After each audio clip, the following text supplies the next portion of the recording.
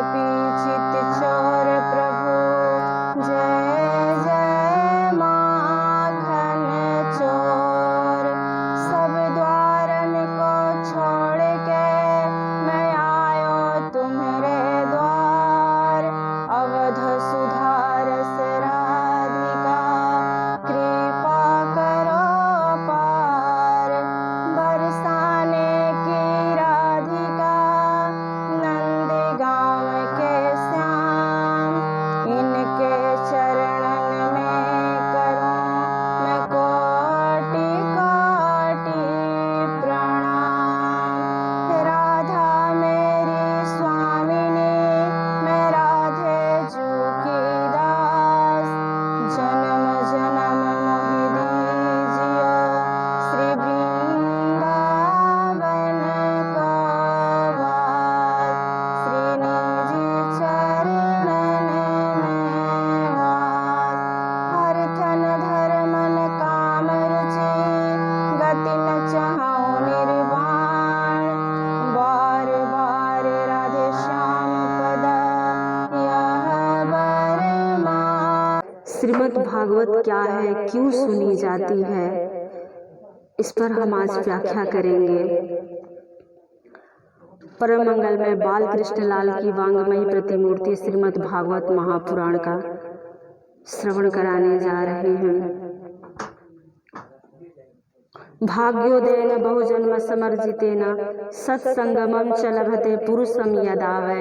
अज्ञान हेतु कृत मोहामदांधकारम नाशां विदाय ही तदुदयते विवेकम। एक जन्म का नहीं अपितु अनंत जन्मों का जब पुण्य पुंज प्रकट होता है, भाग्य का उदय होता है, तो ही श्रीमद् भागवत कथा में रुचि हो पाती है, अन्यथा नहीं हो पाती। ऐसे भक्ति पूर्ण अनुष्ठान गोविंद की कृपा से ही प्राप्त होता है। श्रीमद् भागवत क्या है? पंचम वेद है। समस्त वेद शास्त्रों का सार रस उपनिषद, सार रस सिंधु है। ज्ञान वैराग्य और भक्ति का सामुच्य है श्रीमद् भागवत। व्यक्ति को शांति और समाज को क्रांति देने वाला ग्रंथ है श्रीमद् भागवत। यद वैष्णवानाम धनम, वैष्णवों का परम धन है श्रीमद् भागवत, जिसका हम शुद्ध विवेचन करें। शास्त्रीय शब्द के आधार पर कथा शब्द का अर्थ है क धन था, जिसका कोई था न लगा सके, उसको कहते हैं कथा। उदाहरण के रूप में देखिए, जैसे दवा होती है, आयुर्वेदिक होती है, एलोपैथिक होती है, हेमोपैथिक होती है, और एक प्राकृतिक चिकित्सा होती है। चारों दवाएं जो है रोग निवारण में ली जाती है, तो कथा जो है हमारी प्राकृतिक चिकित्सा की तुलना में आती है।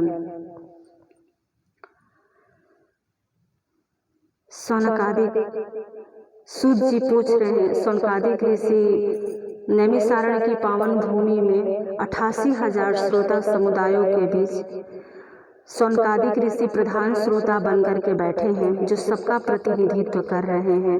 और जो आयु में छोटे हैं, ऐसे व्यास जी, सूत जी व्यास पीठ पर बैठे हैं, कथा सुना रहे हैं। और सौनकादिक ऋषि जो है आयु में बड़े वयोवृद्ध होकर के भी ऐसे अनभिज्ञ बनकर के बैठ जाते हैं जैसे कि उनको कुछ आता ही नहीं है। कथा मात्र एक जीवनम, कथा ही उनका जीवन है। तो आज सौनकादिक ऋषि सूत जी से प्रश्न कर रहे हैं कि हे सूत जी, सच्चिदानंद रूपाय विश्वोत्पत्त्यादि हेतवे तापत्रय विनाशाय श्री कृष्णाय वयं नुमः। जो भगवान संसार की उत्पत्ति, पालन और सृजन तीनों के जो हेतु हैं, वैसे वो श्री कृष्ण चंद्र, वो भगवान परमपिता परमेश्वर के चरणों में हम सब बारंबार प्रणाम करते हैं। भगवान के मुस्कुराने से सृष्टि का सृजन हो जाता है, थोड़ा सा गंभीर होते हैं तो पालन हो जाता है, और थोड़ी सी अपनी भ्रिकुटी टेढ़े करते हैं तो संहार कर देते हैं। ऐसे सच्चिदानंद ब्रह्म परम पिता परमेश्वर के चरणों में बार बार प्रणाम करती हूँ। तो शौनकादिक प्रश्न पूछ रहे हैं सूत जी से कि कलयुग के घोर अंधकार से व्याप्त हो रहा है हृदय, कोई ऐसा बताइए भक्तिपूर्ण अनुष्ठान।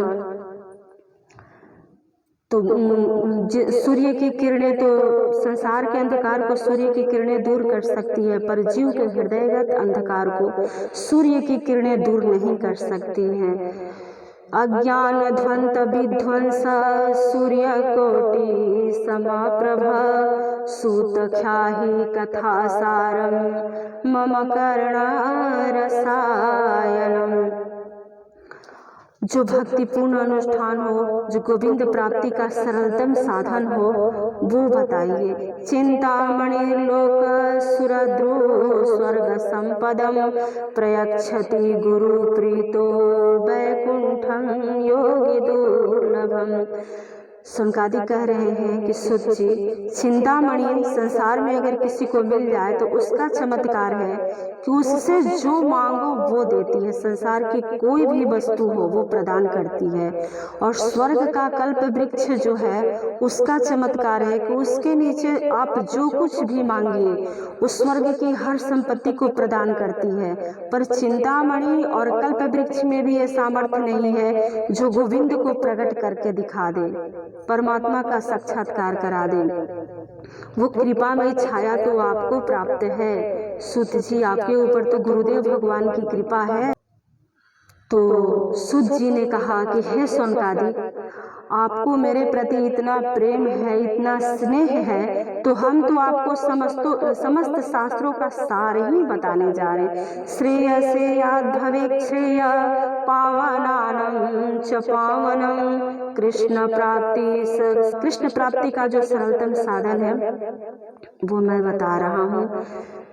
समस्त वेद उपनिषदों का जो सार है वही मैं आपको बताने जा रहा हूँ, ध्यान से सुनिएगा। संसार में जो आया है उसका जाना सुनिश्चित है, आया है सो जाएगा राजा रंक फकीर, कोई सिंहासन चढ़ चला कोई बंधा जंजीर। जो आया है उसका जाना सुनिश्चित है, कोई सिंहासन चढ़ के जाता है तो कोई जंजीरों में बंध के जाता है, पर जाते सभी हैं। तो सूत जी कह रहे हैं कि हे शौनकादिक, देखिए गंगा के तट पर सुखदेव जी भागवत का कथा सुनाने जा रहे हैं परीक्षित को। देवताओं को जब पता चला तो अमृत का कलश लेकर के आए और कहे कि महाराज, मैंने जब से सुना कि परीक्षित को मृत्यु का भय लगा है तो मैं ये अमृत का कलश लाया हूँ, आप इन्हें पिला दीजिए और ये अमृत को प्राप्त हो जाएंगे, और जो इन्हें पिलाने जा रहे कथामृत वो हम सभी देवताओं को पिला दीजिए। तो सुखदेव जी जो है बहुत जोर से हंसे। अब यहाँ पर देखिए, श्रीमद् भागवत का मुख्य श्रोता और वक्ता दोनों भगवान का कृपा का कवच धारण करके प्रकट हुए हैं। संसार में उनको छलने वाला कोई नहीं है।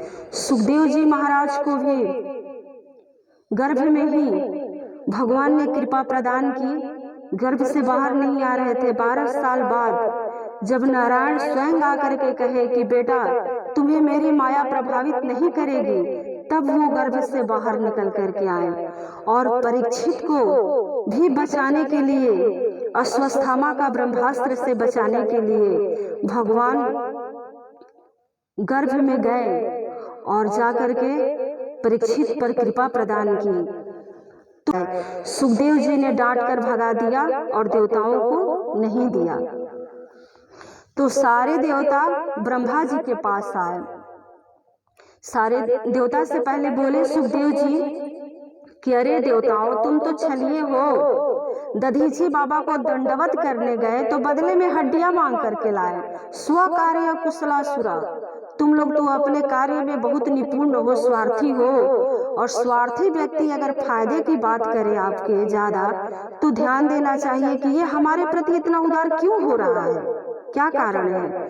क्योंकि देवता जो है वो निस्वार्थ भाव से तो कुछ करते नहीं। देखिए सुधामृत और कथामृत की क्या विशेषता है। सुधामृत तो कोई साधारण चीज है नहीं। समुद्र मंथन हुआ, 14 रत्नों में सबसे अंतिम और दिव्य रत्न सुधामृत निकला, और उसको बंटवारे को लेकर के देवासुर भयंकर संग्राम हुआ। देवताओं को पिलाया गया, दैत्य मारे गए प्रायः। तो आज देवता बिना बुलाए, बिना आवाहन किए लेके दौड़े चले आ रहे हैं।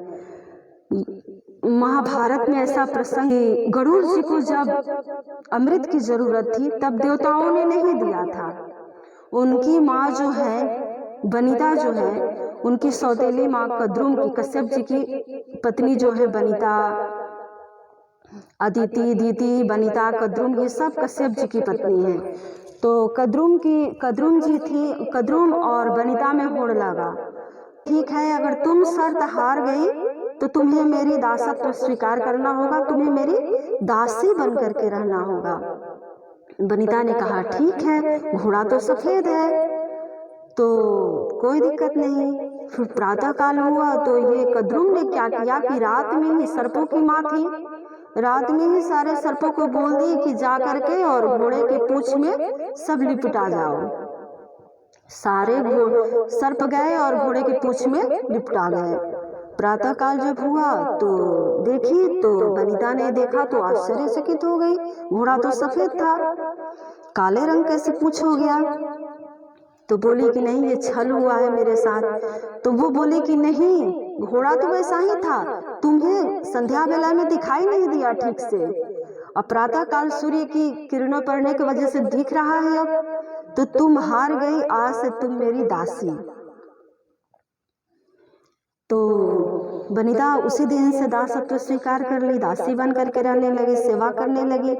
गरुड़ जी को भी बहुत परेशानी होती थी, क्योंकि गरुड़ जी आए एक दिन, बोले कि माँ ऐसा मैं क्या करूं कि इनके दासत्व से मुक्ति मिल जाए, क्योंकि ये छोटे छोटे सर्प मुझे बहुत परेशान करते हैं। कहते हैं कि अपने सर पे बैठा कर कहते हैं कि उड़ो, जहां कहते हैं उड़ने के लिए वहां उड़ना पड़ता है। तो माँ ने कहा कि बेटा स्वर्ग का अमृत ला करके दे दो, यही शर्त है, तब ये दासत्व से मुक्त कर देगी। तो बोले कि ठीक है। तो गरुड़ जी गए, स्वर्ग का अमृत लाने के लिए देवताओं से कहा, उन्होंने विनय किया। तो इंद्र अपना वज्र लेकर के युद्ध के लिए चुनौती दिए, तैयार हो गए कि अमृत नहीं देंगे। तो गरुड़ जी ने कहा कि आप कुछ भी कर लीजिए, अमृत तो मैं लेकर के ही जाऊंगा। और उन्होंने अमृत को, कलश को झटके से पकड़ उठा लिया। तो इंद्र हाथ जोड़ करके बोले कि भाई सर्पों को विष पिलाओगे तो नाश का कारण बनेगा, कि सर्पों को विष ना दो, कुछ ऐसा करो कि तुम्हारा भी कार्य हो जाए, मेरा भी हो जाए। तो बोले कि ठीक है। तो दोनों लोग में वार्तालाप हुआ, और ये अमृत का कलश लेकर के गरुड़ जी गए अपनी माता कद्रुम के पास रख दिए, अपनी माँ को दासत्व से मुक्त कर दिए, और इंद्र जो है छल से आए और अमृत का कलश उठा करके अपहरण करके लेके चले गए। वही बता रहे हैं, इसका अभिप्राय ये है कि जब उनको जरूरत पड़ी गरुड़ जी को, तब अमृत नहीं दिया देवताओं ने, और आज बिना बुलाए, बिना आवाहन किए लेके चले आ रहे। तो बता रहे हैं यहाँ पर कि सुधामृत और कथामृत की क्या विशेषता है। स्वर्ग का सुधामृत जो है, जो दीर्घायु लोग होते हैं, जो पुण्यात्मा लोग होते हैं, दिव्य आत्मा लोग होते हैं, जब स्वर्ग में जाते हैं तो उन्हें ये अमृत सने सने पिलाया जाता है। और हरि का कथामृत जो है, वो कोई पुण्यात्मा हो, पापात्मा हो, दुष्टात्मा हो, प्रेतात्मा हो, कोई कैसा भी हो, जो आवे सबको पिलाया जाता है। ये सबके लिए अभेदवादी है।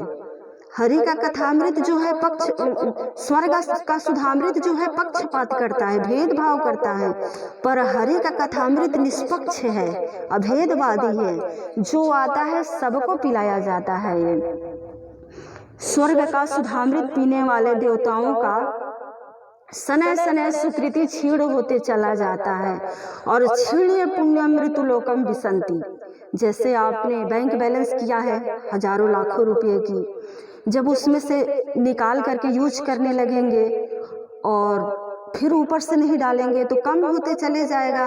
एक दिन खर्च करते करते ऐसा होगा पूरा बैंक बैलेंस खत्म हो जाएगा, तो फिर कहाँ होगा आदमी, फिर वहीं का वहीं आ जाएगा, जहाँ था वहीं आ जाएगा।